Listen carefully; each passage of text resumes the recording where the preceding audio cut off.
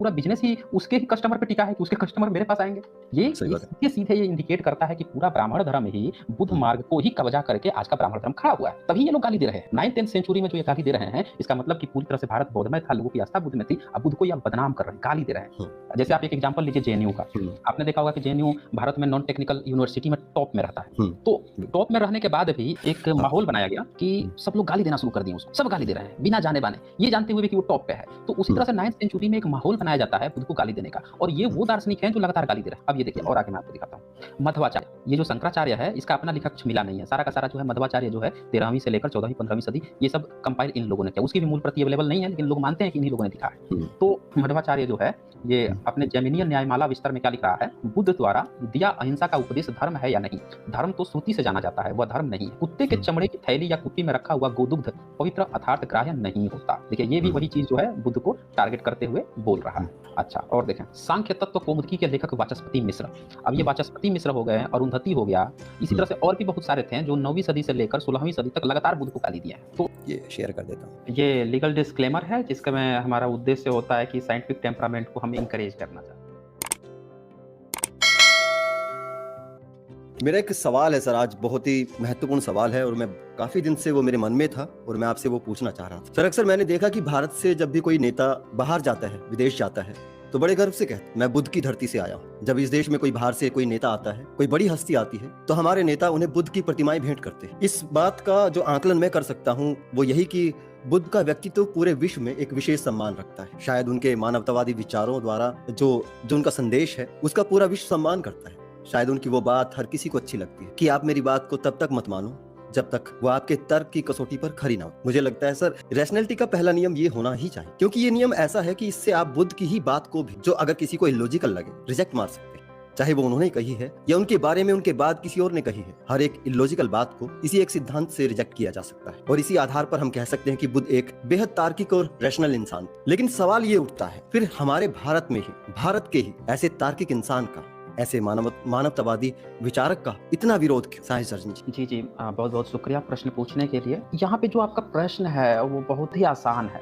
और दूसरे शब्दों में देखें तो बहुत ज़्यादा पेचीदा भी। हाँ। आसान इसलिए है क्योंकि जब एक बाहर के जो स्कॉलर्स हैं, जो विदेशी स्कॉलर्स हैं, वो जब भारत को देखते हैं, तो वो भारत की उस छवि को देखते हैं जो उन्हें जो दिखता है। क्योंकि वो बायस्ड नहीं है, उनके पास कोई एजेंडा नहीं है देखने का। वो वही चीज़ देखना चाहते हैं न्यूट्रल होके तो उन्हें पता चलता है कि यार एक्सकवेशन से जब भारत की जो चीज़ें निकलती हैं, जो शिल्प कला निकलती हैं, जो तरह-तरह के केव्स बनाए गए हैं, जो फिलॉसफीज़ हैं, जो स्कॉलर्स भारत में आए थे ट्रैवलिंग करने, उन्होंने जो लिखा, तो ये सारे तमाम आंकड़े एक दृश्य जो विदेशों में जाते हैं, वो ये बताते हैं कि भारत बुद्ध की धरती रही है, उनकी कर्म भूमि रही है और ये बात हमारे हुक्मरान भी जानते हैं। इसीलिए तो जब ये बाहर जाते हैं, तो वो कभी नहीं कहते कि मैं ब्रह्मा के देश से आया हूँ, विष्णु के देश से आया हूँ, शिव के देश से आया हूँ, रामकृष्ण के देश, दुर्गा काली, कभी नहीं कहते। उन्हें भी पता है कि विदेश में लोग किस नाम से भारत को जानते हैं। वो सीधे-सीधे बोलते हैं कि हम बुद्ध के देश से आए हुए हैं।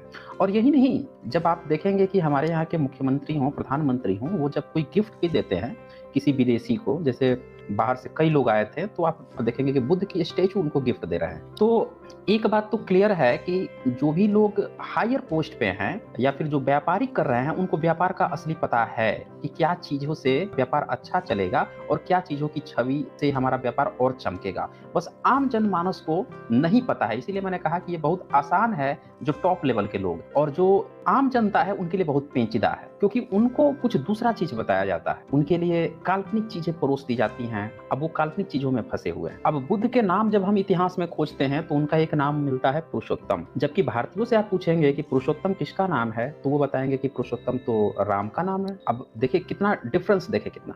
विदेशी जितने भी हैं या बाहर के लोग हैं, वो भारत को बुद्ध के धरती के नाम से जानते हैं। हुँ, उनका नाम है पुरुषोत्तम, लेकिन भारत के लोग जो हैं वो क्या जान रहे हैं कि पुरुषोत्तम मतलब राम। इसी तरह से और भी तमाम नाम हैं। हुँ, सैकड़ों नाम हैं, सैकड़ों शिल्प कलाएँ हैं जो आप देखेंगे कि वो सारी चीज़ें बुद्ध से, जैसे साँप, नाग जो होती है, हुँ, नाग कला, बुद्ध के ऊपर आपने डिफरेंट तरह के साँप देखे होंगे, नाग देखे होंगे। लेकिन जब भारतीयों से आप पूछेंगे कि नाग पर कोई बंदा लेटा हुआ है, तो वो बताएँगे कि अच्छा ये तो विष्णु जी हैं या फिर कृष्ण जी हैं जो फन पे, नाग के फन पे खेल रहे हैं। इस तरह की चीजें बताया जाए। तो ये बड़ा डिफरेंट पर्सपेक्टिव है कि एक्चुअलिटी क्या है और भारत की पब्लिक को क्या बताया गया है या वो क्या जानती है। तो इसीलिए ये सवाल जो है ना बहुत आसान है उन लोगों के लिए जो गहरा रिसर्च किए हुए हैं, और आम जनता के लिए बहुत पेचीदा है, जो चूंकि भारत में तो लिटरेसी रेट भी आप देखें तो 71%। अब 71% उन लोगों की लिटरेसी रेट है जो अपना नाम लिख पाते हैं, हस्ताक्षर कर पाते हैं। रिसर्च का तो आप छोड़ ही दीजिए, गहरा रिसर्च तो छोड़ ही दीजिए। तो इसी कारण से बुद्ध को लेकर बहुत सारी भ्रांतियां फैली हुई हैं भारत में। आप इसको समझ सकते हैं कि एक्चुअल मैसेज पब्लिक में न जाए। अच्छा, अब यहाँ पे एक और बात है, उसको थोड़ा सा हमें और अच्छे से समझने की जरूरत है, जी। हिस्टोरिकल पॉइंट ऑफ व्यू को समझना। बुद्ध के हिस्टोरिकल पॉइंट, क्योंकि जब हम किसी महापुरुष की बात करते हैं, जैसे एग्जाम्पल के लिए भगत सिंह की हम बात करते हैं, भगत सिंह 23 साल की उम्र में फांसी पे झूल गए, फांसी के फंदे। हम उनका योगदान खोजते हैं कि भारत में उनका क्या योगदान है, तो हम पाते हैं कि एक व्यक्ति जो है एक क्रांतिकारी है, उस क्रांतिकारी को अंग्रेजों मार देते हैं लाठीचार्ज में, फिर उनकी मौत हो जाती है, और उसका बदला लेने के लिए तरह तरह के क्रांतिकारी फिर से उबाल आ जाता है। उस क्रांति को फिर अंग्रेजों को ये मैसेज देने के लिए कि तुमने हमारे लीडर को मारा है, हम तुम्हें डरा देंगे। वो एक बम फेंकते हैं असेंबली में, और उस धमाके में किसी को मारते नहीं है, बस एक मैसेज देना होता है कि तुम लोग हमारे नेताओं को मारोगे तो हम भी तुमको मार सकते हैं, एक मैसेज देना होता है। देन उन्हें पकड़ा जाता है, पकड़े भी जाते हैं, वो भागते भी नहीं हैं, और खुशी खुशी वो फांसी पे चढ़ जाते हैं। तो आज हमारे जो युवा हैं उनके अंदर ये भावना है कि हाँ, हमें भगत सिंह की तरफ होना चाहिए, क्रांतिकारी होना चाहिए, जज्बा होना चाहिए। ये भगत सिंह का योगदान। जब हम पूछते हैं कि सामाजिक क्षेत्र में भगत सिंह का क्या योगदान है, तो फिर हमें उनके सामाजिक चीजें हैं वो पढ़नी पड़ती है। फिर कुछ लेटर आता है, मैं नास्तिक क्यों बना, जो जेल के दौरान वो लिखते हैं। तो इससे पता चलता है कि अच्छा, वो रेशनल थे, शायद रेशनल होने के कारण उनके अंदर इस तरह की विचारधाराएं आई, तो युवा को प्रोत्साहित कर। लेकिन भारत की जो समस्याएं हैं वो सिर्फ नास्तिकता और या फिर किसी दूसरे से बदला ले लेने तक सीमित नहीं है। सवाल ये है, हमारे पास अभी बहुत ऐसी चीजें हैं जिसको और ज्यादा एक्सप्लोर करने की जरूरत है। अगर भगत सिंह 23 साल की उम्र, जो क्या होती है 23 साल की उम्र, बच्चे तक की उम्र होती है, बस एक तरुण, एक युवा तक की उम्र होती है, वो भी शायद बहुत जिंदगी गुजार देते हैं, बहुत लंबी जिंदगी गुजारते हैं, तब उन्हें पता चलता है कि भारत की मूल समस्याएं क्या हैं, और वो मूल समस्याओं को सॉल्व करने के लिए अब वो सोचते हैं। तो मूल समस्याएं जो भारत की हैं वो आप उसको कैरेक्टराइज कर सकते हैं। यहाँ पे एक ऐसी भी पीपल है जो बाय डिफॉल्ट उसने दावा कर रखा है कि हम उच्च हैं, ऊंचा है, मतलब हम जन्म ले लिए हैं तो हम ऊंचा है, बाय डिफॉल्ट ऊंचा है, और ऊंचा है तो हमको अब आपको ब्राह्मण कहना पड़ेगा। उन्होंने एक टर्म दिया है कि हम ऊंचा हैं तो अब आप मुझे मानव नहीं कह सकते, आपको ना हमें ब्राह्मण कहना पड़ेगा। मेरा बच्चा जो जन्म लेगा उसको भी आपको ब्राह्मण कहना पड़ेगा। फिर उन्होंने कुछ किताबें लिख रखी हैं, उस किताबों में उन्होंने बताया है कि अब तुम लोग लड़ाई वगैरह करते हो तो तुम क्षत्रिय हो, तो तुम क्षत्रिय हो, और जो मैं लिख रहा हूं तो अब पैर छूने पड़ेंगे। उन्होंने कैरेक्टराइज कर रखा है। अच्छा, वो बता रखा है कि भाई तुमसे भी कोई छोटा है जो वैश्य है, और उससे भी कोई छोटा है शूद्र है, वो मंदिर का घंटा है, हम तीनों मिलकर उसको बजा सकते हैं जब चाहे जैसे। तो ये उसने थोपा है, इस तरह का एक कल्चर है। अब हमारे यहाँ जो महापुरुष हुए हैं उन महापुरुषों को इसको सॉल्व करना ये प्रॉब्लम है, क्योंकि मानव तो ऐसा नहीं होता है। कोई भी मानव समुदाय, एक कबीला भी होता है, कबीले का एक प्रधान होता है, तो वो अपनी प्रजा को इक्वली देखता है। लेकिन भारत में क्या है, यहाँ इक्वली देखने की व्यवस्था ही नहीं है। यहाँ पे एक प्रॉब्लम खड़ी कर दी गई है कि पूरा का पूरा एक कम्युनिटी सर्वे सर्वा है, बाकी उससे नीचे है, उससे एक नीचे है, और उससे एक ऐसा वर्ग है जिसको सारे लोग जो है मिलके उससे गुलामी करवा सकते हैं, और उससे भी एक नीचे वर्ग बना रखा है इन्होंने जिसको ये अछूत कहते हैं, और फिर आदिवासी भी बना रखा है। तो ये एक्चुअल प्रॉब्लम है कि इक्वालिटी लाया जाए, इस लेयर को खत्म किया जाए। ये एक्चुअल प्रॉब्लम है। इसमें किसका योगदान? तो जब हम इतिहास को खोजते हैं कि वो कौन कौन से महापुरुष थे जिन्होंने इस तरह के ढांचों को ध्वस्त करने का काम किया, इन ढांचों को, जो इक्वालिटी जो नहीं दे रहे थे, लोगों में जो भेदभाव रखे थे, जो समस्या की मूल जड़ थी जिसके कारण हम भारत गुलाम भी हुआ, इसका पूरा फायदा उठाया विदेशियों ने।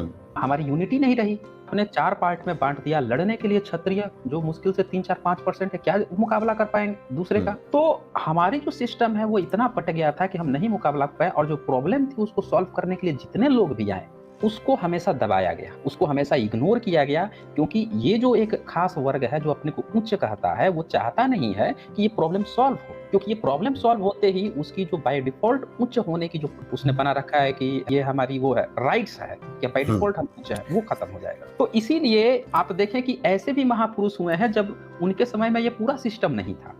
जैसे बुद्ध हुए हैं, उनके समय में ऐसा कोई सिस्टम नहीं था, लेकिन जैसे जैसे वो कल्चर आगे बढ़ते गया, अब बीच में जब इनकी चीजें उत्पन्न होती है तो बुद्ध के हो या जैन के हो, उन लोगों ने भी इस पर संघर्ष किया, कि नहीं भैया ये खराब सिस्टम है, ये चीज नहीं होनी चाहिए, धर्म के प्रति विरोध करते हैं। 7th-8th सेंचुरी का बंदा है, वो विरोध कर रहा है, कुछ इस तरह की चीजें भारत में आने लगी थी तब उनकी किताबों में विरोध लगता है, प्रमाणवर्ती का। फिर आप देखें कि मुस्लिम शासन काल में तमाम पुराणों की रचनाएं होती हैं, वो पूरी तरह से आप देखें कि अब वो बुद्ध का विरोध करना शुरू करते हैं। फिर 9th सेंचुरी के बाद से बुद्ध का विरोध शुरू हो जाता है, क्योंकि उस समय देखें कि जो एक ऐसा सिस्टम चला रहा था, जब भारत जो विश्व गुरु हुआ करता था और अब भारत को गुलाम बनवाना है। जब भारत को गुलाम बनाना है तो आपको एक ऐसा सिस्टम पे लाना पड़ेगा जब आप पुराने सिस्टम को तोड़ सके, इक्वालिटी को तोड़े। जैसे ही इक्वालिटी हमारी टूटती है, हम वर्ण व्यवस्था में बंटते हैं, हमारे अंदर जातीयता आती है, हम तुरंत गुलाम हो जाते हैं, फूट पड़ती है।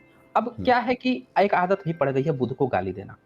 तो ये आदत यहीं से 9th-10th सेंचुरी से एक साथ, देखिए इस चीज को गौर कीजिए, टाइम सिचुएशन एक साथ शुरू हो रही है। हमारा एक सिस्टम इक्वालिटी का सिस्टम है, इक्वालिटी को वर्ण व्यवस्था में तोड़ दिया जाता है 4 भागों में। कहा जाता है ना, एक रस्सी होती है, रस्सी जब एक साथ जुड़ी हुई है उसको कोई तोड़ नहीं सकता, लेकिन जब उसको 4 भाग में आप तोड़ दीजिए और 3000 जातियों में बांट दीजिए, अलग अलग बिखर जाए, आसानी से आप उसको तोड़ सकते। तो ऐसा करके हमारे सिस्टम को तोड़ दिया गया। अब बात आती है कि लोग ये बात करते हैं कि नहीं पिछला वाला सिस्टम ठीक था, तो अब गालियां पढ़नी शुरू हो जाती है। तो ये पूरा एक चक्कर है बुद्ध के विरोध होने का। जी सर। तो मैं कुछ आपको स्लाइड भी दिखाना चाहता हूं ताकि मैं इनकी किताबों को बता सकूं कि किस तरह से इन लोगों ने बुद्ध का विरोध किया है। तो मैं अच्छा, ये सबसे पहले मैं दिखाता हूं कि भारत में जो बुद्ध का विरोध करते हैं वो विरोध कैसे शुरू हुआ था। जब भारत में जितने भी ये ग्रंथ है, धार्मिक ग्रंथ हैं, जो रामायण है, महाभारत है, पुराण हो गए, वेद उपनिषद हो गए, गीता हो गई, तो इन किताबों में आप एक चीज खास तौर से गौर करेंगे कि ये किताबों जिस लिपि में लिखी गई है वो पिछले 1000 साल के अंदर की लिपि है,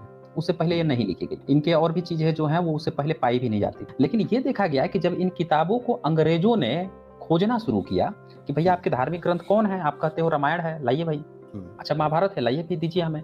जब उनसे पांडुलिपियां मांगी गई और उनके ही देख रेख में उनसे ही हिंदी में ट्रांसलेट कराया गया और उनके सामने ही इंग्लिश में ट्रांसलेट किया गया, उनसे पूछा भी गया कि देखो सही हुआ किया है कि नहीं मैंने। वो बोलते थे कि हाँ बिल्कुल आपने सही किया है। पूरा एक टीम पैनल बना लिया जाता था कि भाई आप स्वीकृति दोगे तभी, क्योंकि आप लोग इसके रक्षक हो, तो आप जब तक नहीं कहोगे हम नहीं छापेंगे। वो कहते थे हाँ सही है बिल्कुल, तो उसको छापा गया, तब दुनिया के सामने आ गया। ठीक है ना, तब दुनिया के सामने आया।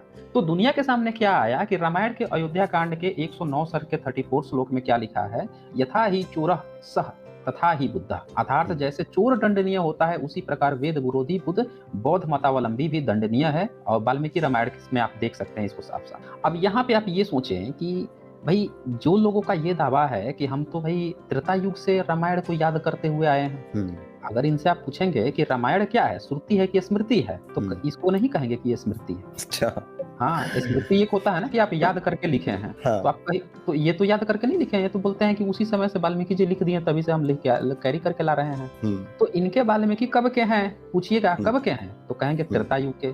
त्रेता युग कितने साल पुरानी है, तो ये बताएंगे कि त्रेता युग जो है वो 10.5 लाख साल से लेकर 17 लाख साल के बीच की है।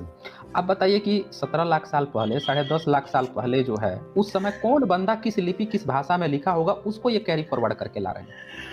आज तक ये काल और तिथि ही डिसाइड नहीं कर पाए रामायण की सबसे बड़ी बात। हाँ बिल्कुल, इससे भी आगे बढ़ गए तब जब किसी विदेशी वाले ने एक मजाक में बोल दिया, यार 4-5 हजार साल पहले ऐसा लगता है ना कि कोई पत्थर उत्थर ले जाके और उधर फेंका है श्रीलंका और उसके राम सेतु बीच में।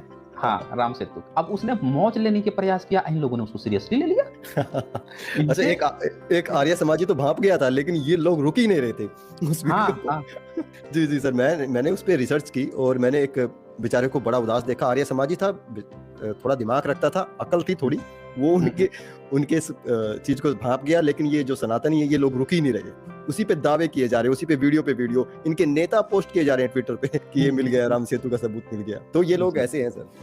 हाँ, तो अब देखें इसमें अब क्या हुआ, घोल क्या हुआ कि जैसे ही वो डेटा आया ना 5000 साल वाला, तो इन लोगों को अब लगा कि यार कुछ अब ना हमें ऐसा कुछ करना चाहिए, कुछ ऐसी सोशल इंजीनियरिंग करनी चाहिए जैसे हम लोग ये दिखा सके कि राम भी 5000 साल पहले के या 7000 साल पहले के थे। तो अब ये क्या करते हैं ये लोग कि एक प्लेनेटेरियम सॉफ्टवेयर है अमेरिकन, उसमें क्या करते हम्म। हैं कि ये लोग बताते हैं कि भाई वाल्मीकि के जो बाल कांड है उसका 16वां से लेकर 18वां जो सर्ग है बाल कांड का, उसमें उनके जन्म का तिथि दिया हुआ है। तो जन्म की तिथि क्या हुआ है, तो पता लगा कि वो तो उसमें इस्तेमाल किया गया है। कनिष्क ने जो बौद्ध संवत इस्तेमाल किया था, जिसको शक संवत बाद में कहा जाने लगा, वो संवत इस्तेमाल किया गया था। मतलब कि जो पहली सेंचुरी 78 एडी से जो इस्तेमाल हुई है, वो इनके वाल्मीकि रामायण में इस्तेमाल हुई है। चैत उसमें इस्तेमाल किया गया है, सोचिए। और ये चैत शब्द जो है ये बौद्ध इसमें आता है, कनिष्क के जो कैलेंडर है 78 एडी का, उसमें आता है, उसको इस्तेमाल किया गया था। उसके आधार पर ये क्या बता रहे हैं कि अब ये खोज रहे हैं कि नहीं 7000 साल पहले जो है प्लेटेनियम इनका सॉफ्टवेयर बता रहा है कि 7000 साल पहले कोई एक वो था, राम का जन्म हुआ था। और जबकि उसकी फैक्ट चेकिंग की गई तो पता चला कि प्लेटेरियम सॉफ्टवेयर जो बता रहा था वो उस पोजीशन को जो ग्रह नक्षत्र दिए थे उसे मैच नहीं खाते। तो इसमें बहुत सारी चीजें आती हैं, ये झूठ बोलते हैं इस तरह के, ये लोग 7000 पर भी ले आए थे। लेकिन यहाँ मेरे कहने का मतलब ये है कि जो किताब जो है जिसमें पहली सदी के कैलेंडर जो है वो प्रयोग किया गया है, जिसकी लिपि पिछले 1000 साल की है, और जिसमें बुद्ध का ये जो श्लोक है उनको गाली दी जा रही है बुद्ध को, तो इनकी धार्मिक किताबें बुद्ध से पहले कैसे हो सकती हैं? एक तो बात ये हो गई कि बुद्ध के बाद की हैं, दूसरी बात क्या हो गई कि बुद्ध को ये गाली दे रहे हैं। मेरा मेन पर्पस जो है कि इनकी धार्मिक पुस्तक जिसको ये कह रहे हैं, जिसमें उसको मर्यादा पुरुषोत्तम राम दिखाने का प्रयास कर रहे हैं, उसमें ये बुद्ध को गाली दे रहे हैं। और ये पूरी ऑथेंटिसिटी से इनकी किताब में लिखी। आज तक किसी ने केस नहीं किया, किसी भी ब्राह्मण ने ले जाकर इसको कोर्ट में नहीं घसीटा कि भैया रामायण में बुद्ध कैसे आ गए अगर ये पुराना है। वो उसी तरह से बिक रही है, उसी तरह से चल रही है। हम जब यहाँ पे कहेंगे तो 5 बंदे यहाँ पे आ जाएंगे पूछने, अरे नहीं किसी ने ना मिलावट कर दिया। अरे कौन मिलावट कर, जाके केस करो ना तुम सुप्रीम कोर्ट में, छपवा के बेच रहे हो। ये लोग बोलते हैं कि जो वाल्मीकि रामायण है उसका जो लास्ट वाला पार्ट है वो मिलावटी है, उत्तरकांड पूरा का पूरा मिलावटी है। लेकिन आज तक अभी मैंने पूरा नया एडिशन खरीदा इनका, बिल्कुल लेटेस्ट है, उसमें भी वो एज इट इज ही छपा हुआ है। उसको छापे जा रहे हैं, मिलावटी है, दलित विरोधी है, वो हमारा नहीं है, वो कुछ ब्राह्मणों का ने उसमें मिलावट कर दी, वो अलग से ऐड कर दिया। अबे भैया छाप क्यों रहे हो यार? मेरा एक इस सवाल का जवाब आज तक नहीं दे पाया। अच्छा, छापे जाएंगे लेकिन कहेंगे कि मिलावटी है, लेकिन छापे जाएंगे जी। और खास बात यह है कि बाकी के जो रामायण आए हैं ना उनमें भी शंभु का वध कराया गया है। तुलसी रामायण में भी शंभु का वध है। 17वीं सेंचुरी में तुलसी, अगर यह मिलावट अंग्रेजों ने की तो तुलसीदास जब अपनी रामचरितमानस लिख रहा था तो वो क्यों उसका मर्डर करवा रहा है, शंभु की हत्या करवा रहा है? तो ये जो है ना, ये पूरी तरह से इनने जो बातें लिखी हैं सारी चीजें एज इट इज हैं, बस इन्होंने बुद्ध का विरोध करना था और इन्होंने किया है, यही सच्चाई है। अब देखिए मैं इनको दिखाता हूँ कि इनका पूरा धर्म कैसे जो है बुद्ध के विरोध पे टिका है। ब्राह्मण धर्म कुछ भी नहीं, ये सिर्फ बुद्ध के विरोध करने वाला एक सिस्टम है। और बुद्ध की जितनी जो चीजें थी, जो इक्वालिटी थी, समानता थी, उसको तोड़ देना, और भारतीयों को जो यूनिटी थी जो बुद्ध के समय में थी, जिसके कारण भारत कभी गुलाम नहीं हुआ था। आप देखें कि सम्राट अशोक के समय कितना भारत मजबूत हो गया था, बुद्ध के बाद भारत कितना मजबूत हुआ है, देख लीजिए। भारत गुलाम हुआ कब? जब 9वीं सेंचुरी में ब्राह्मणवाद आया, तभी भारत गुलाम हुआ। उससे पहले गुलाम नहीं हुआ जब तक बौद्ध थे।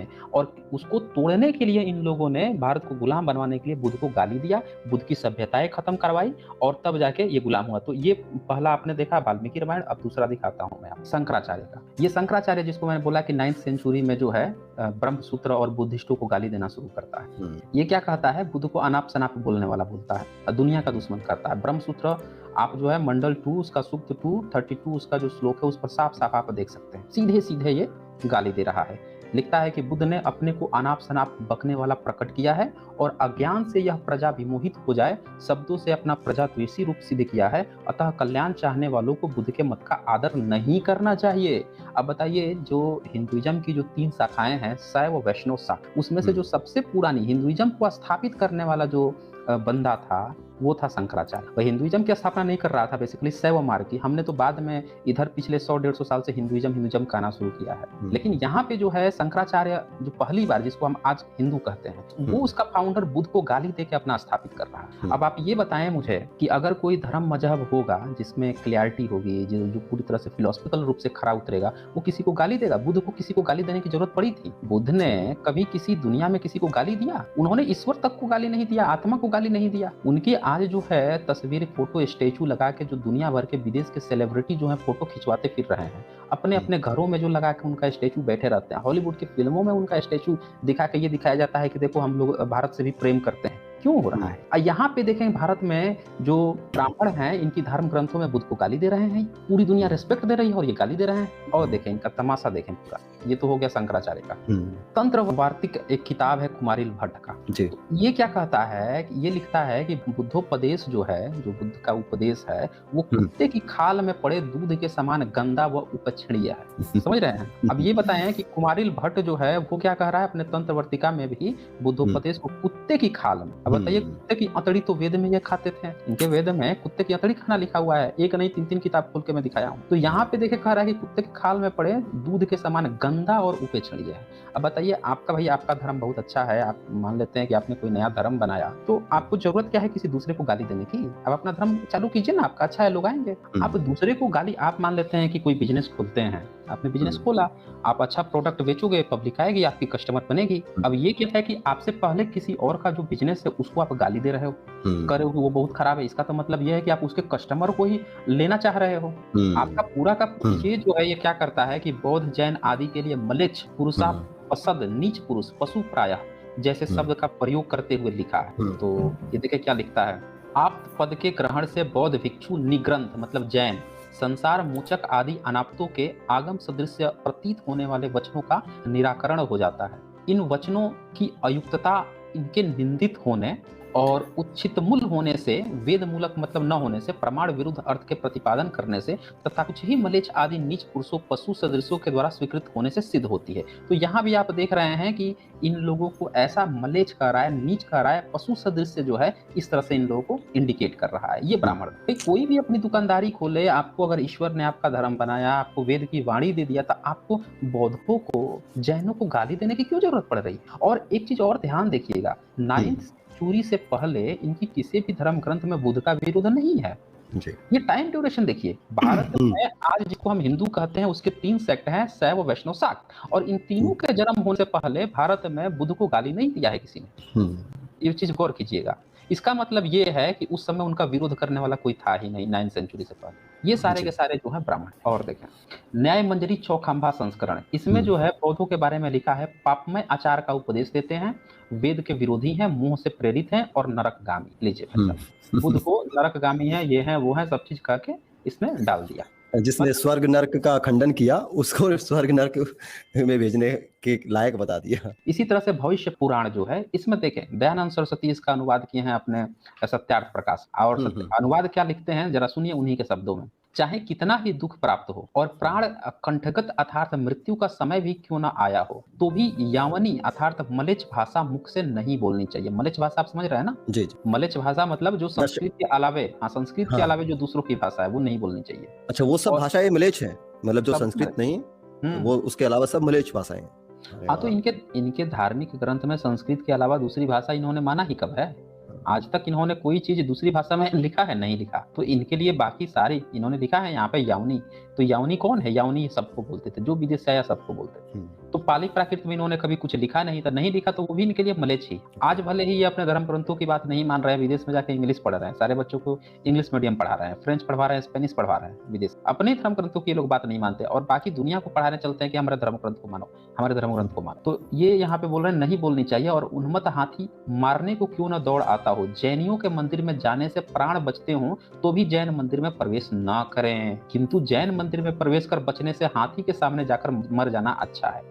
यहाँ पे एक पॉइंट और मैं आप लोगों को जोड़ देता हूँ, दयानंद, तो इस्लाम से भी ज्यादा खतरनाक, मतलब वो जो कहते हैं ना कि वो सिख क्या बोलते हैं वो, कि दूसरे की मंदिर में जाना उनके लिए कुफ्र है, तो ये तो बिल्कुल वैसी बात होगी सर। हाँ बिल्कुल, ये वैसे है कि मतलब यहाँ पे एक तरह से जो जिहाद होता है ना कि जिहाद कर लो, अपनी जान दे दो, वही तो बात हो रही है यहाँ पे कि भैया जैन मंदिर में नहीं घुसना है, मर जाओ भले, हाथी आके चल दे तुमको, लेकिन जैन मंदिर में नहीं घुसना है। लेकिन यहाँ पे एक चीज और ध्यान दीजिएगा, दयानंद सरस्वती जो है बौद्ध और जैन को एक ही बोलते थे। यानी यहाँ पे जो जैन लिखा हुआ है इसका मतलब सिर्फ जैन मत समझिए, बौद्ध भी समझिए। दयानंद सरस्वती की सबसे बड़ी गलती क्या है कि इन्होंने अपने सत्यार्थ प्रकाश में ये बताया कि बौद्ध और जैन अलग अलग नहीं होते हैं, एक ही होते हैं। कोई उनको जैन कहता है और कोई उनको बौद्ध कहता है। उनको इतनी भी अकल नहीं थी कि दोनों अलग होते हैं। जी। तो यहाँ पे आप दोनों समझें कि इतनी इनकी नफरत है बौद्ध और जैनों से। ये भविष्य पुराण में इन लोगों ने लिखा है। भविष्य पुराण में इन्होंने लॉर्ड मैकाले का जिक्र किया, विक्टोरिया का जिक्र किया हुआ है, अकबर को ब्राह्मण बताया है। तो सोचिए अंग्रेजों के समय में भी जो किताब ये कंपाइल कर रहे थे, उसमें भी इनका जो जहर था बौद्धों और जैनों के प्रति, वो छुपाए नहीं छुप रहा था। उस समय भी ये जहर इनके मुंह से निकल रहा था, क्योंकि ये हमेशा ही जहरीले लोग थे। पद्म पुराण देखें, भूमिखंड, इसमें क्या है कि जैन धर्म सारे पापों से भरा हुआ है। लोग उससे मोहित होकर वेद धर्म के आचार को त्याग कर उसे ग्रहण कर लेते हैं। ये देखें, यहाँ पे भी जैन का मतलब सिर्फ जैन मत समझिएगा, क्योंकि जैन जो है ना, बौद्ध को ही बौद्ध जैन एक मानने वाले ये लोग हैं। वे सब पापी हो जाते हैं। इसमें संशय नहीं है कि जैन धर्म पापों की जड़ है। हे राजेंद्र, जो इस पर मुग्ध हो जाते हैं वे पतित हो जाते हैं। ये श्री राम आचार्य कृत पुराण किसने बनाए, उसके पेज 16 पे लिखा हुआ है।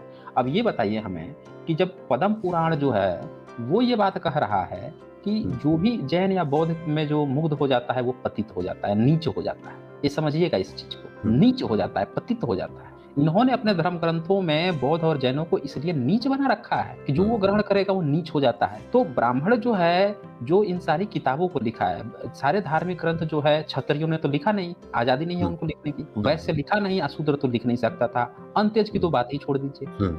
तो ये सारी बातें ब्राह्मण लिखा। तो जब ब्राह्मण जो है वो दिखा रहा है कि बौद्ध और जैन जो है नीच होते हैं, इन पर जो कर ले तो इन मर जाओ लेकिन इनको एक्सेप्ट न करो, वो नीच बता रहा है, इनको नीचा दिखा रहा है, इनको गाली दे रहा है। क्या बौद्ध और जैनों ने कभी इनका अपने धर्म ग्रंथों में ब्राह्मणों को गाली दी है? सवाल ये होता है ना। आप हमें, मान लीजिए आप हैं और मैं आपको लगातार गाली दिए जा रहा हूँ, और एक आप हैं कि आप हमेशा प्यार से रहते हैं, कभी किसी को गाली नहीं देते हैं, तो बुरा कौन होगा दोनों में? सही बात है। ये चेक करना पड़ेगा ना कि बुरा कौन है। आपने मान लीजिए कि मुझे कभी गाली ही नहीं दिया, आप बिल्कुल शांत रहते हैं, आप सबसे सद्भावना की बात करते हैं, तो यहाँ पे बौद्ध और जैन के साथ ये है।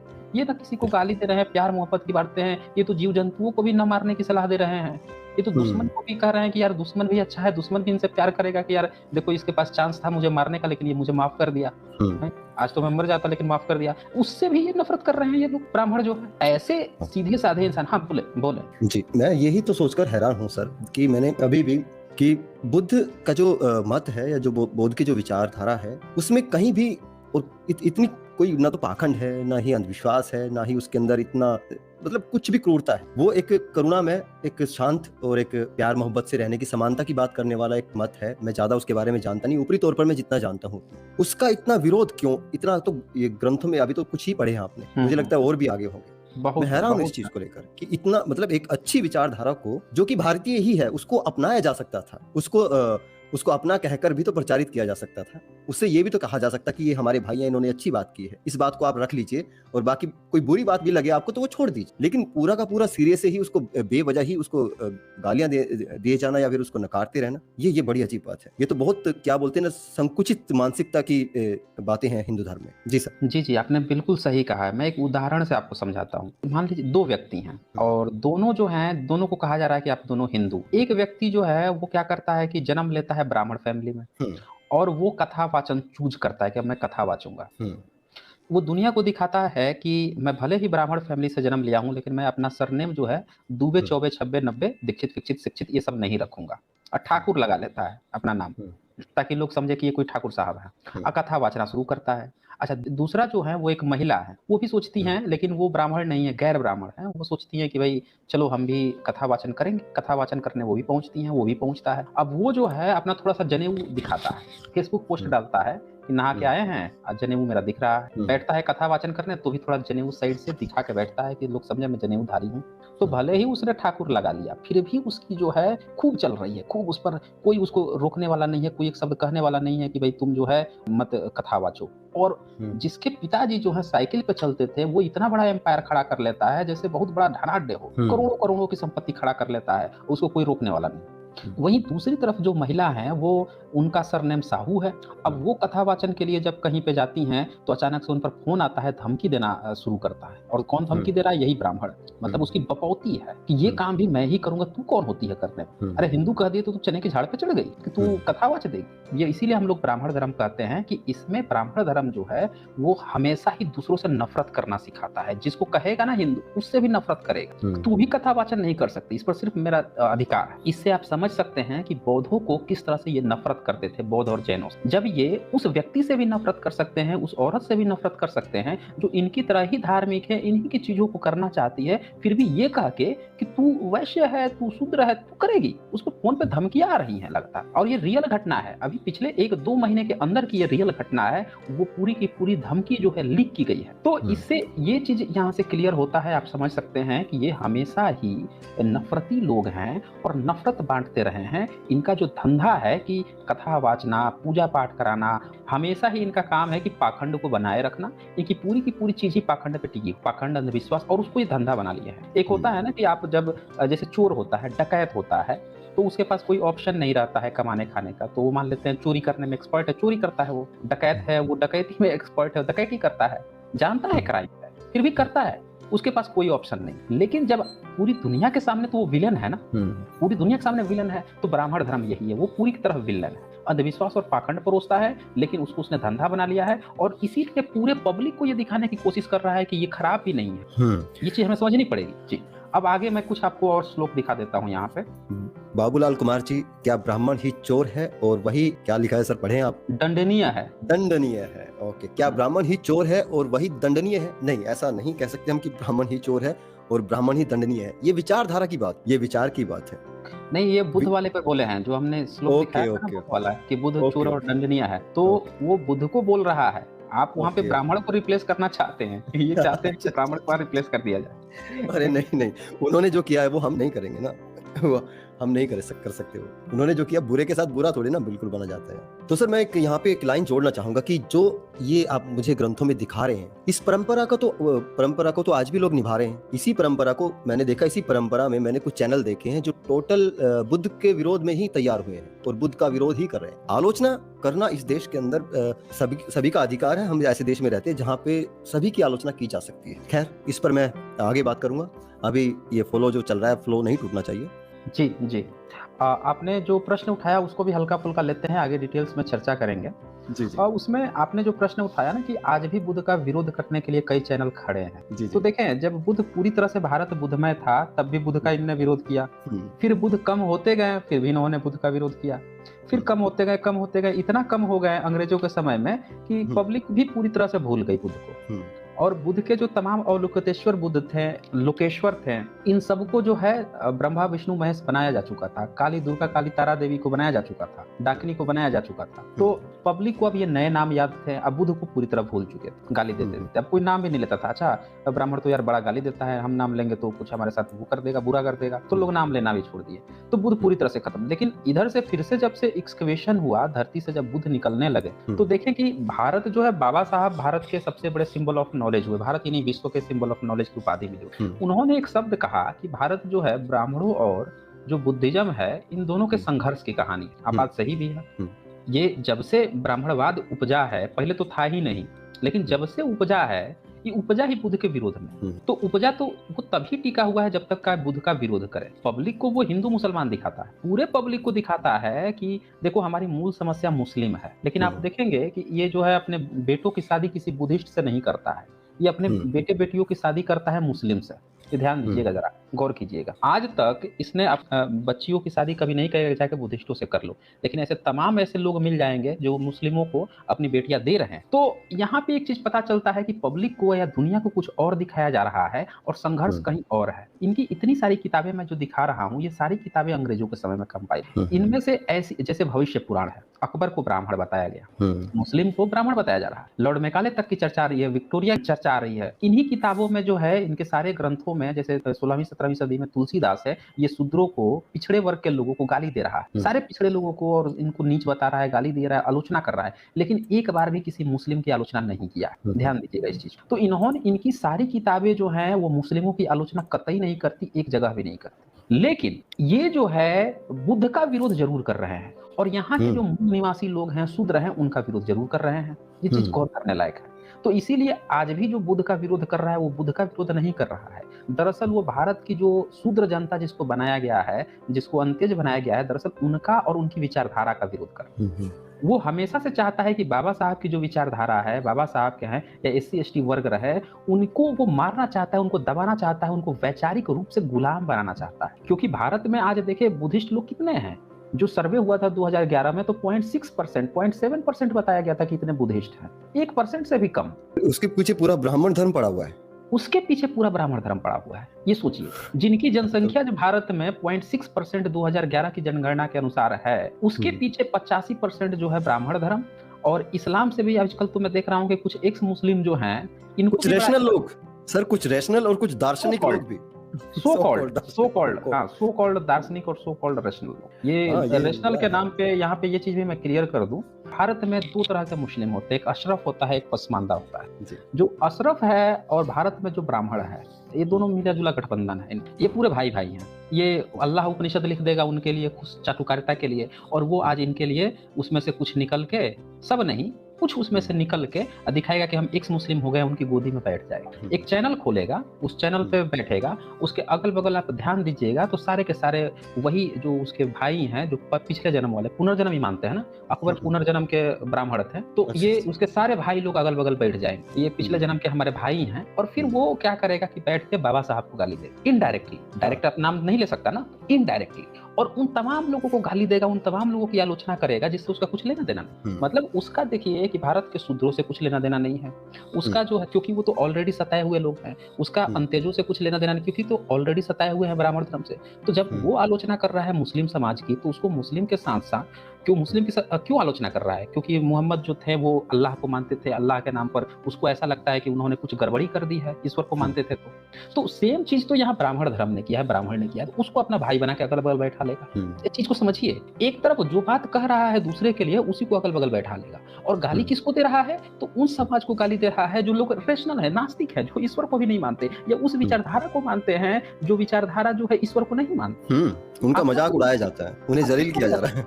हाँ, तो उनको जलील करने के, अच्छा अपने को वो कहेगा कि हम रेशनल हैं, ध्यान दीजिएगा, वो क्या कहेगा कि हम तो रेशनल हैं, फिर क्या करेगा, अपने अगल बगल में टुन्नी को बैठा लेगा, जो प्रॉपर वेद की बात कर रहा होगा कि वेद तो बड़ा अच्छा है, उसको बैठा लेगा, और वो उसको बता रहा होगा कि भाई ये जो है ये खराब होते हैं। अच्छा, वो अपने देखें कि यहाँ पे एक चीज और गौर कीजिएगा, इसमें हर तरह का बंदा है, इसमें जो है सो कॉल्ड जो एक्स मुस्लिम का नाम प्यारा है वो भी शामिल होगा, सभी नहीं कुछ हैं।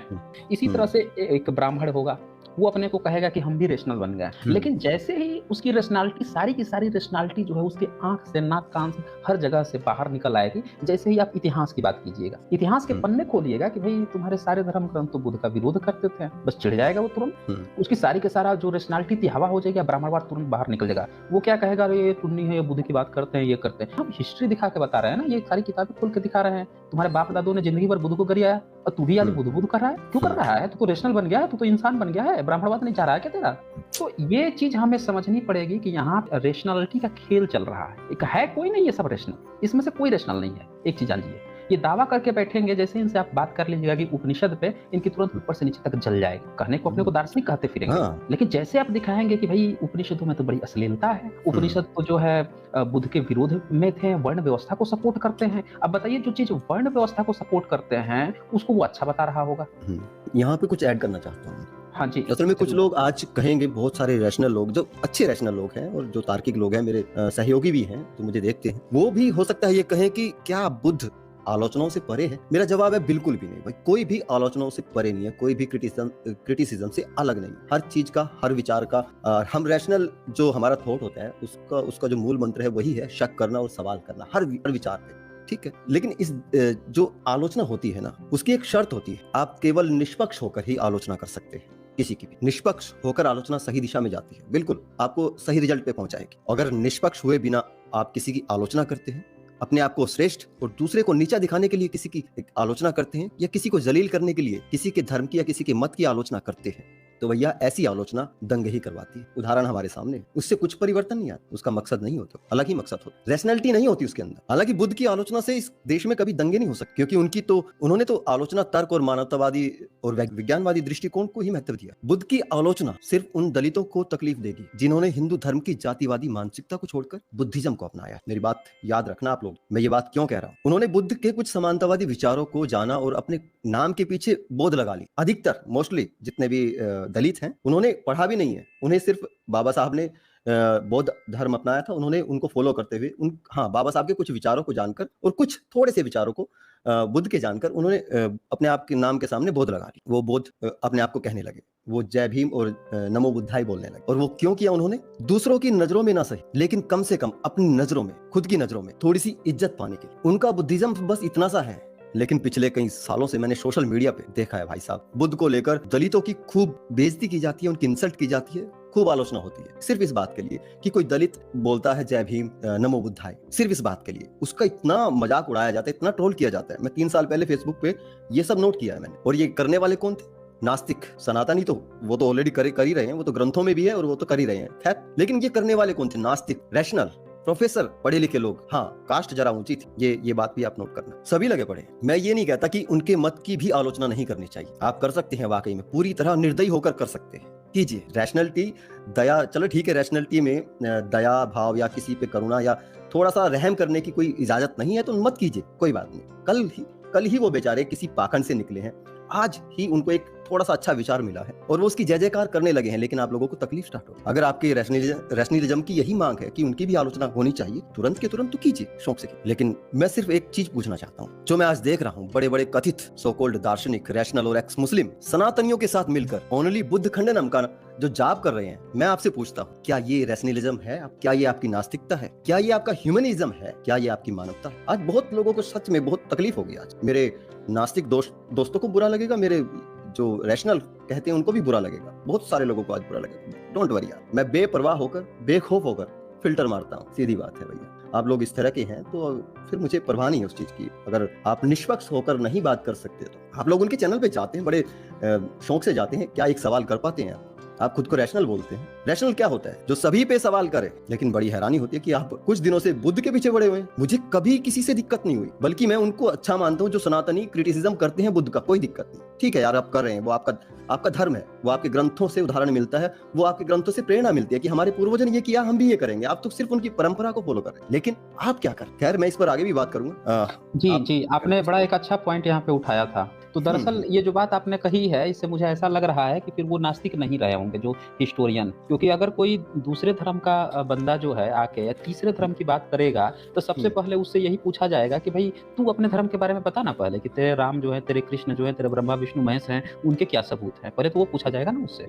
तो वो इसका मतलब कि सामने वाले जो बंदे हैं वो लोगों को भारत में फूट डालना चाहते हैं। भारतीय लोगों में जो हेट स्पीच होती है ना, कि किसी दूसरे धर्म के बंदे से तीसरे धर्म का आलोचना करना, ये क्या होता है? अरे मैं कहता हूँ कि मैं जो है, मैं अगर ये दावा करता हूँ कि मैं नास्तिक हूँ, या आप दावा करते हैं कि आप नास्तिक हैं, तो आपको हक है कि आप सारे चीजों पे बात कर सकते हैं। आप अगर ये कहते हैं कि मैं सिर्फ एक हिंदू हूँ, अपने का आइडेंटिटी आप देते हैं मैं एक हिंदू हूँ, तब फिर आपको हक है कि आप सिर्फ जो है हिंदुइज्म पे बात कीजिए, बाकी सबको नकार दीजिए, बहुत डिटेल में नहीं बात करेंगे। फिर भी आप ये कह सकते हैं कि हाँ यार, बाकी भी खराब है, मैं ज्यादा नहीं जानता, लेकिन मैं उनको समर्थन भी नहीं दूंगा। आप इतना कर सकते हैं। हाँ जी सर, मैं एक लाइन और ऐड करना चाहता हूँ। अगर दोस्तों हमारे यहाँ पर आकर अभी कोई मान लीजिए कोई कैसर जी आकर यहाँ पे बैठते हैं और वो हिंदुइज्म की आलोचना स्टार्ट कर देते हैं, तो हम दही जमा कर नहीं बैठेंगे अपने मुंह में। हाँ, अभी कोई यहाँ पे कोई मुस्लिम आकर, हाँ, कोई मुस्लिम आकर यहाँ पे हिंदुइज्म की बुराई करे, तो भैया हम इस्लाम पे तुरंत, हमारा पहला सवाल इस्लाम पे आएगा, तुरंत के तुरंत। और हम तो आपकी नजरों में रैशनल भी नहीं है, हम तो बुद्धिस्ट हैं,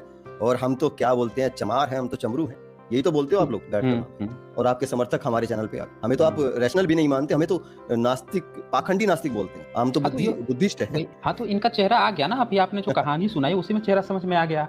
जब कोई जो बंदा दूसरे को बुला के तीसरे धर्म की उससे चर्चा करवा रहा है और उससे उसकी चीजें में, हमसे यहाँ पे अगर कोई बंदा अभी मुस्लिम आ जाए तो हम उससे ये बात करेंगे ना कि भाई आप अपने अल्लाह के बारे में बताइए, आप जो है अपने रसूलुल्लाह और जो भी चीजें उसके बारे में बताइए। कोई पोप आएगा तो उसके बारे में बात करेंगे। हम ये थोड़े कहेंगे कि मुस्लिम आया है तो उसे कहेंगे तुम जो है ब्राह्मणवाद की तुम हमसे बुराई बताओ, या कोई ईसाई आएगा तो उसे कहेंगे तुम मुस्लिम में क्या बुराई है तुम मुझसे बताओ। उसे हम ऐसा थोड़े करेंगे, फिर हम काहे का रैशनल कहाँ रह गए? फिर तो हम वो हेट स्पीच करवा रहे हैं ना, बैठ के दंगे फसाद की तैयारी करवा रहे हैं। वो तुम दूसरे धर्म के बारे में बोलो, तुम दूसरे धर्म के बोलो। अब वो सबसे बड़ा गधा होता है जो अपना धर्म का, मतलब जिस धर्म को फॉलो कर रहा है उसको छोड़ के पूरी दुनिया को गाली देता है, वो सबसे बड़ा गधा होता है। तो यहाँ पे आपको ये बात ध्यान देना होगा कि यहाँ पे जो एक्स मुस्लिम हैं, वो अगर एक्स मुस्लिम्स को एक्सपोज कर रहे हैं तो करें, स्वागत है। आप जिस काम के लिए बैठे हैं, जो आइडेंटिटी लेके बैठे हैं कि हम एक्स मुस्लिम हैं, तो ठीक है, आप कीजिए ना आप इस्लाम पे काम, आपको तो कोई दिक्कत नहीं है। आप यहाँ पे जो एससी एसटी वर्ग है, जो ओबीसी वर्ग है, जो पहले से ही दबा हुआ है, उसको आके आप फिर से नीचा दिखाने का काम करेंगे, तो फिर ये गलत चीज है। ये चीज समझना पड़ेगा, ये अच्छी तरह समझना पड़ेगा। और यही हाल उन ब्राह्मणों को भी मैं कहता हूँ जो बैठ कर रेशनल बने पड़े हुए हैं, अपने को रेशनल कह रहे हैं, लेकिन जैसे ही बाबा साहब की बात आती है, उनकी विचारधारा की बात आती है, एससी एसटी जो जिनको कोई विचारधारा सदियों से मंदिर में नहीं घुसने दिया गया, जिनका कोई विचारधारा तक नहीं बनने दिया गया, आज जब उनके पास एक नास्तिक विचारधारा है कि हाँ, बिना ईश्वर को माने, बिना आत्मा को माने भी वो अपने दिनचर्या जी सकते हैं, तब वो तुरंत ही उनको गाली देना शुरू, मजाक उड़ाना उनका शुरू, तुरंत ही आपकी पर्सनालिटी निकल आई। पूरी जमात में नास्तिकों की पूरी जमात में सिर्फ एक इंसान मिला, बाकी सब के सब वही के वही थे। उनका पूरा का पूरा जो टारगेट था वो सिर्फ एससी एसटी ओबीसी, दलित वर्ग, अंबेडकर और बुद्धिस्ट, बस हाँ, इसी के उनका पीछे टारगेट उनका बुद्ध पूरा भी पूरा। नहीं है, नहीं उनका टारगेट बुद्ध नहीं है, उनका जी। टारगेट जो है ओबीसी एससी एसटी की जो विचारधारा है, जिनको सदियों से ना मंदिर में घुसने दिया गया, ना कोई विचारधारा बनने दिया गया। अब उनकी कोई एक नास्तिक विचारधारा बन रही है या वो अपना सम्मान खोज रहे हैं, तो उनको टारगेट किया जा रहा है कि तू सम्मान के लायक नहीं है, तुझे फिर से उसी तरह से नीच बन के रहना है, बिना किसी सोच के रहना है, बिना किसी विचारधारा के रहना है। इनकी अगर दम होता है इनमें जरा ना, तो ये सबसे पहले उन विचारधाराओं को टारगेट करते हैं जिनके कारण भारत में हिंदू मुसलमान हो रहा है, जिनके कारण दंगे फसाद हो रहे हैं। बुद्ध की विचारधारा से पूरी दुनिया में आज तक कहीं दंगा नहीं हुआ है। मैं इस बात ठोक के कहता हूं कि आकर कोई यहाँ पे बता दे कि बुद्ध की विचारधारा से कहीं पे दंगा हुआ हो। ये एक अब बाद एग्जाम्पल में देते चीजें हैं, चेंज होती हैं, सारी की सारी बाद में तो सब चीजें ये चेंज होती हैं। नहीं, जी। ये एग्जाम्पल देते हैं, ये हम्म। एग्जाम्पल देते हैं कि देखो वर्मा में, हाँ म्यांमार हाँ में हाँ जो हाँ। है वो जी जी। वहाँ पे विराथू ने कर दिया, लेकिन वहाँ पे ध्यान देने वाली बात है कि बुद्ध के कारण वहाँ पे वो नहीं हुआ था, जो भी दंगा फसाद हुआ था। वहाँ पे जो रोहिंग्या जो मुस्लिम थे, वहाँ के पता नहीं कौन से मुस्लिम है, रोहिंग्या है कौन से हैं, जो भी मुस्लिम है, उनसे और जो सेना थी उनके बीच जो टकराहट हुई थी, वो दूसरा मामला था। धर्म को लेकर मामला नहीं था कि आपने जाकर किसी बुद्धिस्ट की प्रतिमा तोड़ दी और बुद्धिस्ट नाराज हो गए तो जाके आपको मार दिए। वो सोशल मुद्दा था। सोशली आप समझ रहे हैं ना कि आप किसी को दबा रहे हैं, सता रहे हैं, वो चीज थी। ये नहीं था कि आपने किसी के जाकर किसी के धर्म ग्रंथ को जला दिया या किसी के आपने जाकर आस्था को हर्ट कर दिया तो वो गुस्सा के मारे। वहां पे आप कहते हैं कि धर्म के कारण लड़ाई। आप जैसे इस्लाम है, वहां पे आप मोहम्मद को जब आप उनके बारे में कुछ कह देते हैं तो पाकिस्तान में आपको ले जाती है ना, पुलिस ले जाती है, उनको बैठा के इस निंदा कानून में फंसा देती है। आपने मोहम्मद का वो कर, उसको आप कहते हैं कि इस्लाम यहाँ पे कट्टर है क्योंकि आप धर्म पे नहीं बोल सकते। लेकिन वहां का दंगा इस कारण से नहीं हुआ था, इस निंदा या इस तरह की चीजों से, या बुद्ध की किसी ने आलोचना कर दी उस कारण नहीं हुआ था, वो सोशली हुआ था। दूसरा ये एग्जाम्पल देते हैं वहां का श्रीलंका का, कि श्रीलंका में सैनिक जो है उन्होंने बहुत मारा, स्त्रियों का रेप कर दिया, ये कर दिया। तो भाई साहब वहां पे जब सैनिकों ने मारा, जो किया वो आतंकवादी और सैनिकों के बीच का मुद्दा था। वहां भी बुद्ध बीच में नहीं थे कि बुद्ध की आस्था किसी ने हर्ट कर दी तो उनके अनुयायी गुस्सा हो गए और जाके दंगा फसाद कर दी। दोनों ही जगहों पे जो ये उदाहरण देते हैं, वहां पे बुद्ध को आधार बनाकर दंगा नहीं हुआ था, ये ध्यान दीजिएगा। बुद्ध की विचारधारा जो है वो अब लोगों में एग्रेसिव इसलिए बनी है कि कितना लोग बर्दाश्त करेंगे, अरे कितना बर्दाश्त करेंगे। अब वो देख रहे हैं कि यार बाकी की पूरी दुनिया जो है हमको आज तक सताए जा रही है, उनके न जाने कितने देश आपने खराब कर दिए। अफगानिस्तान आपने कब्जा किया, आपने पूरा पाकिस्तान कब्जा किया, आपने बांग्लादेश कब्जा कर लिया, पूरे बुद्ध की धरती आ रही है। आपने जो है मंगोलिया का आधा पार्ट काट के आपने क्या क्या उज्बेकिस्तान बना लिया आपने, ईरान और पता नहीं कितने देश हैं, आप मलेशिया में पहुंच के 50% पहुंच के वहां पे बन गए, न जाने कितने मुस्लिम देश आपने बना लिए बुद्ध को। कितना बर्दाश्त करेगा कोई व्यक्ति? वो भी पढ़ेंगे लिखेंगे, आंखें खुलेगी तो वो भी विद्रोह कर देंगे ना। तो वो बिल्कुल दूसरी चीजें हैं। फिर भी उन्होंने कभी किसी ने आपके मुस्लिम का किताब नहीं जलाया, आपने बमियान की तोड़ दी, उन्होंने ऐसा काम नहीं किया, क्योंकि वो लड़ाई, धर्म की लड़ाई वहां पे नहीं चल रही थी। ये चीज वहां पे देना होगा, देखना होगा। खैर, यहाँ पे मैं यही कहना चाहता था कि जो भी सो कॉल्ड रेशनल बन रहे हैं और उनको किसी रेशनल विचारधारा या भारत के किसी रेशनल महापुरुष से ही अगर दिक्कत आ रही है तो इसका मतलब कि वो रेशनल नहीं है, वो रेशनल नहीं है। सिर्फ खासकर एक आप स्ट्रीम करते हैं या एक आप वीडियो करते हैं और पूरा का पूरा एक वीडियो पूरा का पूरा आप खाली अपने सामने वाले को भी छोड़ देते हैं, अपने दाएं बाएं वाले को भी छोड़ देते हैं, अपने पीछे जो खड़ा है आपका, जो बहुत दूर खड़ा है आपसे, जो बहुत दूर खड़ा है आपसे, जिसने कभी आपकी तरफ कंकर तक नहीं फेंकी, उसको पकड़ लेते हैं। हाँ, और तो उससे इससे पता चलता है अपने कि आजू बाजू से सवाल नहीं करते, फिर आपकी रैशनैलिटी पे सवाल खड़ा होता है भाई। एक सीधी सी बात है, देखें ह्यूमन विद साइंस, मान लीजिए आपके पास 100 समस्याएं हैं और उस 100 समस्याएं में से 85 ऐसी समस्या है जो पूरा एक बंडल में है, वो समस्या ही पूरा हावी है, उस समस्या से ही आप परेशान हैं और आप क्या कर रहे हैं, उस समस्या को सॉल्व करने की बजाय दूसरी एक समस्या है कि जो 14-15% है। अगर 85 हम नहीं रखें, अगर 82 रख दें, एक को 15% रख दें, 3% बचता है फिर, तो आप सबसे सबसे पहले किसको टारगेट करेंगे? आप जो मूल समस्या है, मेन जड़ है, उसको टारगेट करेंगे ना। तो ये जो सो कॉल्ड रेशनल लोग हैं, ये कभी आप नहीं देखेंगे कि ये बैठ के, जिस एक्स मुस्लिम की आप बता रहे थे, वो कभी आज तक उसने बैठा है कि वेदों में इतनी गंदगी है, आज मैं उसी पर चर्चा करूंगा। कभी बोला है इन लोगों ने? लेकिन ये बुद्धिज्म को खोल के बैठ जाएंगे। ये बुद्धिज्म में क्या है, क्योंकि बुद्धिज्म की संख्या 0.6% है और इनको बुद्धिज्म को टारगेट नहीं, इनको अपने उन सो कॉल्ड पुराने जन्म के इनके जो भविष्य पुराण वाले भाई लोग हैं, ब्राह्मण भाई लोग, उनसे पैसा लिए हुए है ना, पैसा मिल रहा है ना उनको। अब वो उनसे करवा रहा है, क्योंकि उसके सारे धर्म ग्रंथ में तो बुद्ध को गाली है। ये मैंने बिल्कुल सर, हाँ बिल्कुल। रैशनल विचार तो ये कहते हैं ना कि रैशनलिटी तो ये कहती है कि एक आदमी है, वो अपनी किताब का कभी दावा नहीं करता। एक किताब है उसके पास, कोई उसको ये भी नहीं पता कि मेरे धर्म की कितनी किताबें हैं। जो सा उसने धर्म अभी पकड़ा है ताजा एक गंदगी से निकलकर एक झंडे के नीचे आया है, या फिर एक उसने स्टैंड लिया है, ठीक है यार मैं अब ये करने वाला, अब मैं यहाँ पे हूँ, और खाली सिर्फ एक नाम जोड़ता है अपने नाम के पीछे कि बौद्ध हो गया, ठीक है, सिर्फ खाली नाम है, और खाली एक बोलता है कि जय भीम, बस उसको पकड़ के मरोड़ रहे हैं। उसने कभी अपनी किताब का दावा कुछ नहीं किया, उसने किताब देखी तक नहीं अपनी। जी हाँ, ये नहीं, जो बाबा साहब की विचारधारा है, उन्होंने उन्होंने एक बात कही थी कि मैं हिंदू धर्म में जन्म लिया हूँ लेकिन मरूंगा नहीं। तो उन्होंने जब उनके पास जब मुस्लिम आए, ईसाई आए, सिख आए, सब लोग आए थे कि आप ये बन जाइए, ये बन जाइए, लेकिन उन्होंने बुद्ध मार्ग चुना। और उसका कारण भी उन्होंने क्या बताया था, 22 प्रतिज्ञाएं ली। उस 22 प्रतिज्ञाओं में उन्होंने साफ साफ कहा है, मैं राम कृष्ण गणपति गणेश ये सब कुछ नहीं मानूंगा, कोई भी कर्मकांड नहीं करूंगा। उस पूरे 22 प्रतिज्ञा को जब आप पढ़ते हैं, देखते हैं, तो आप पाएंगे कि यार इन्होंने तो सिर्फ जीने की उन लोगों को जीने की एक कला दे दी, जिन लोगों के पास कोई भी एक विचारधारा नहीं थी, कोई उनके पास सम्मान जीवन, एक दिनचर्या नहीं, उनको उन्होंने एक टारगेट दे दिया कि आप इस तरह से अगर आपको मन करता है, क्योंकि वो जानते थे ना कि अगर मैं ये नहीं दूंगा तो ये सारे बंदे जाके ब्राह्मणवादी चंगुल में फंस जाएंगे, अब बैठ के ये घमन करवाने लगेंगे, ये सारे के सारे कर्मकांड करने लगेंगे। तो उससे बेहतर है कि इनको नास्तिक एक विचारा दी जाए, जो कि आराम से ये इतना तो कम से कम इनको पता हो कि हम ईश्वर को नहीं मानेंगे, किसी भी ईश्वर को नहीं मानेंगे, कर्मकांड नहीं करेंगे, श्राद्ध नहीं करेंगे। तो ये एक विचारधारा दी। इनको क्या दिक्कत है, इनको इसी बात की दिक्कत है कि SC ST जो है वो कैसे रहा है। इनको तो गले में झाड़ू और वो कमर में झाड़ू और गले में हांडी बन कर आना चाहिए। ये कैसे विचारधारा की बात कर रहे हैं। तो ये दरअसल बुद्ध का मजाक नहीं उड़ा रहे हैं या बुद्धिज्म का मजाक नहीं उड़ा रहे हैं, ये दरअसल SC ST को टारगेट कर रहे हैं। ये बात समझिएगा, क्योंकि भारत में जब 0.6% बौद्ध हैं तो उनको टारगेट करने का तो कोई मतलब नहीं है। और ये लोग बुद्धिस्ट लोग तो ऐसे होते हैं कि कभी रोड पर नहीं गए दंगा फसाद करने। आप जब मुस्लिम को गाली देते हो तो क्या कहते हो कि बड़ा कट्टर है, IS है, इतने सारे आतंकवादी संगठन है, बम फोड़ता है। एक आप ऐसे भारत में किसी बुद्धिस्ट का नाम बता दीजिए जो जाके बम फोड़ा हो। एक किसी बुद्धिस्ट का नाम बता दीजिए जिसने जाकर रोड पर दंगा फसाद किया हो भारत में, जिसने कभी लिंचिंग की हो। हाँ, किसने लिंचिंग वगैरह की। अरे उनकी संख्या कम है। वो लोग तो वैसे हैं कि आप चले जाओ उनके बौद्ध बिहारों में चले जाओ तो वो बेचारे हाथ जोड़ के बैठ के अपना उपासना कर रहे हैं, अपने दुख दूर करने की बात कर रहे हैं। उनको आप गाली वहां दे दो ना तो भी वो चुपचाप सुन लेंगे, कहें कि बेटा तुम भी बैठ जाओ, तुम भी थोड़ा विपश्यना कर लो, अभी तुम्हें थोड़ा सा क्रोध आ गया है, शायद क्रोध शांत हो जाए। उनसे इससे भी मतलब नहीं कि इसने मुझे गाली दे दिया। ये ऐसे लोग हैं और उनको ये टारगेट कर रहे हैं जो अपने को बताया कि हम सो कॉल्ड जो है रेशनल बने फिर रहे हैं। अब रही बात रेशनल, तो यहाँ पे सवाल ही खड़ा हो जाता है कि क्या ये लोग रेशनल हैं? नहीं, ये रेशनल नहीं है, ये छद्म भेड़िए लोग हैं। ये भेड़िए लोग हैं, मैं सीधे कहता हूँ, क्योंकि रेशनल व्यक्ति कभी ऐसी बात नहीं करेगा। मैंने किताब पढ़ी है, सेपियंस किताब पढ़ी मैंने, उसका लेखक तो बुद्धिज्म या वो तो खुद कह रहा है कि मैं विपश्यना करता हूँ। वो तो कभी कहा नहीं कि मैं बुद्धिस्ट हूँ। तो हाँ, नोएल हरारी, वो कभी ऐसी बात नहीं कर रहा है। ऐसे और भी तमाम है। आप आयरन मैन को देख लीजिए, आयरन मैन जो मूवी बनाया है, हीरो है रॉबर्ट डी जूनियर, वो बुद्धिस्ट है। खैर वो तो खैर बुद्धिस्ट है, उसकी बात छोड़िए।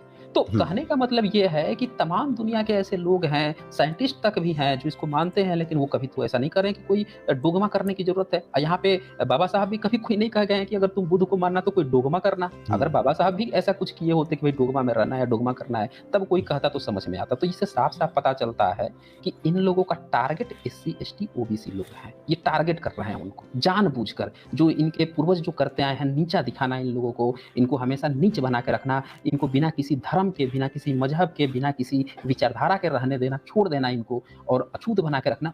और अब इनको जैसे थोड़ा सा सम्मान मिल रहा है, ये इंटरनेशनली जुड़ रहे हैं, इनका एक्चुअल जब हिस्ट्री सामने आ रही है तो ये लोग इसको फिर से टारगेट कर रहे हैं। ये इनका एम है। ये लोग रेशनल फेशनल नहीं, बिल्कुल रेशनल।